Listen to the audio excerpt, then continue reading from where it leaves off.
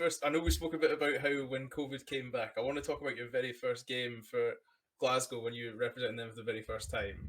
How does that feel like on a nerves? Because obviously it is a massive sport in the UK. It's a massive sport in the world, but in the UK specifically, I think it's the leading women's team sport in terms of popularity, netball.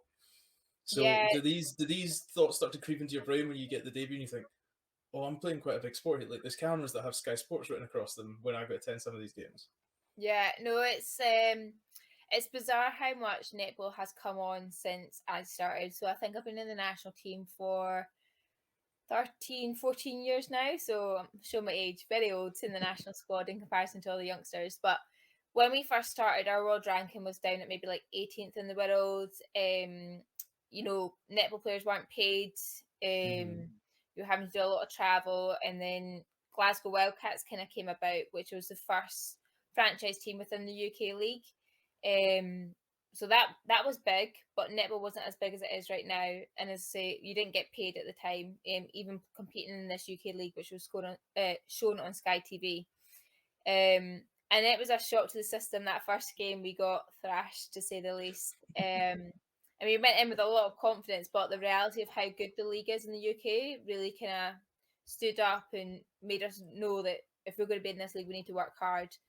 So we lasted 3 years, and then the league decided to go a different direction, being an England netball-based league. So then I travelled to Team Bath, played for them for a couple of years after the World Cup in 2015. And then there was the big breakthrough when Strathclyde Sirens, the Glasgow-based franchise, broke back into the league.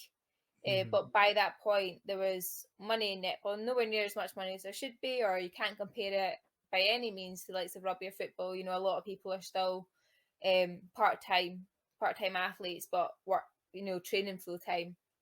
Mm-hmm. And you were getting full crowds. So our first game for Strathclyde Sirens, we sold out the main arena at Emirates. So that was over 4,000 people watching an indoor sport of netball in the UK, which was the biggest ever that we've had. So that was just incredible. And as you say, having Sky TV, and it's, a lot more analysed by public. Like you've got your Twitter and you've got your Instagram, and you've got everyone putting in their own kind of opinions and thoughts on it, and everything's analysed that bit more. There is a lot more pressure on how you perform nowadays. Before, you probably could have played a game and not many people spoke about it, whilst now there's that real netball community. And as you mentioned, netball is the number one female sport in the UK, so it's really going places. The league is really taking off. The standard within the league is getting better and better.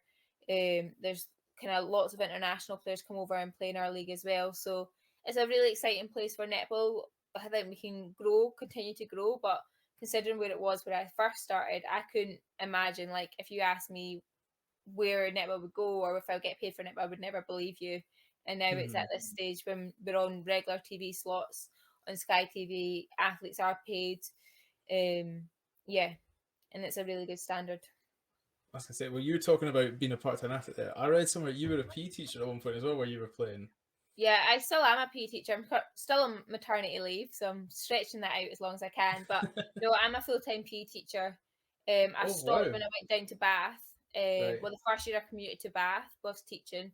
Second year I moved to Bath because I realised commuting was hard, I was gonna and say not, that's a trip.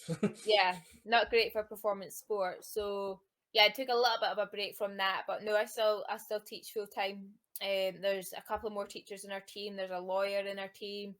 Yeah, we're hardworking girls. We have to get up very early in the morning, train, work, then go back to training at night. So it's Wow. demanding, So but what it's worth does it. what does a daily routine look like for you then?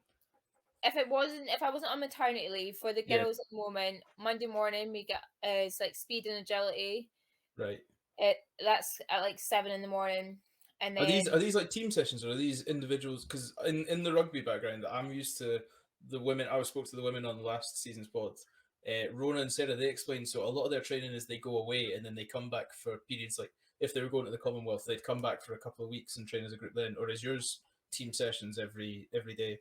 it's a little bit complicated in terms of like the national team. You do have players kind of spread across the UK. We've also got a couple of players overseas at the moment as well. Mm-hmm. But the players that are based in Scotland are part of the Institute of Sport. Right. So if you're based in Scotland, part of the Institute of Sport, then typically it's like a supervised session and you are in together. as a Alright. group. So we do quite a lot of collective training, probably more than other sports would, and it's also because a lot of our athletes are based kind of central belt, so we can actually tag in and kind of train together. So yes, it does differ per sport, I guess, but we are in a reasonably fortunate position in terms of the Institute of Sport put on supervised sessions, which really helps us. But yeah, we do speed Monday morning, go to work, return for weights at night, Tuesday morning's recovery, work, court session at night. Wednesday is strength in the morning. So at times an initial top up of conditioning at night. And then Thursday's court. Friday is a 7 o'clock netball session, and then followed by weights, and then Saturday typically game day. So yeah, I'd be full living on. if that was me. I'd be living for Sundays. I'm not gonna lie.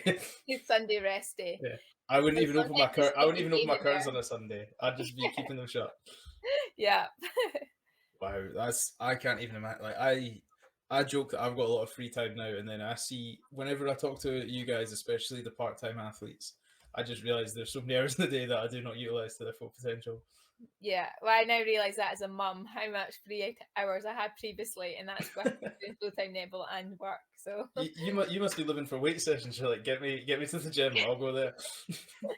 I know that's what a lot of people say. That my kind of me time, release time. But when you're tired, sometimes that's the last place you want to get to because you've been on the go all day with a daughter that runs about the house. So I know. yeah. You should just, honestly bring her for shuttle sessions on a Monday. That's what I'd be doing. Well, the poor girl ends up coming to my 7 a.m. court session on a Friday morning when we were playing netball. In the first few sessions, it was fine. She just slept through them, so she was quiet, no bother. But Right. the last maybe 3 or 4 sessions, she's been awake during them. Oh no. So it's been interesting. Our coach Leslie has had to hold her whilst coaching a few times because she won't just sit on the ground. She needs entertained or held. So it's an interesting session on a Friday morning, but the girls quite like it. It puts a smile on their face when they're tired from getting up that early. I was gonna say, like, a nice smiley happy baby always lifts the room. So Yeah, no, it gives a different edge to it. That's for sure. The girls love it. She's part of the team. exactly. Well, that's what I was about to say about you guys getting to do team sessions as well. That must help with confidence and generating like optimism in the team, getting to still train together. Because I can imagine nothing worse than getting sent to your own local gym by yourself and told to do shuttles or a weight session at 6 a.m. Yeah, no, definitely. It's part of kind of the reason why we fell in love with netball is the people in the sport and being part of a team and the kind of bigger common goal. And as you say, you don't want to let your teammates down. Like, so that is actually part of your motivation and going to weights and there's a bit of chat and kind of lift each other up. It'd be very different if they weren't there. So no, it is. We're very grateful that we have each other and it is a supervised session because yeah, it can be brutal if you're on your own, kind of churning it out day in day out, pushing yourself. Yeah.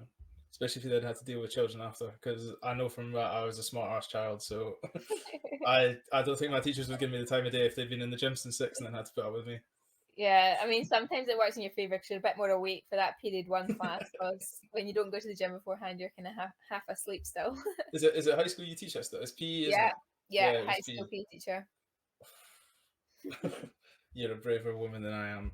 Obviously, I mean, you're a braver woman than I'm a braver man. I'm glad you guys get to do stuff. I think I cannot explain how important I think the team aspect is to sport, and then when you hear about these paid athletes having to go away to get stuff done, so I'm glad that they still put that stuff on for you, the Netball Association.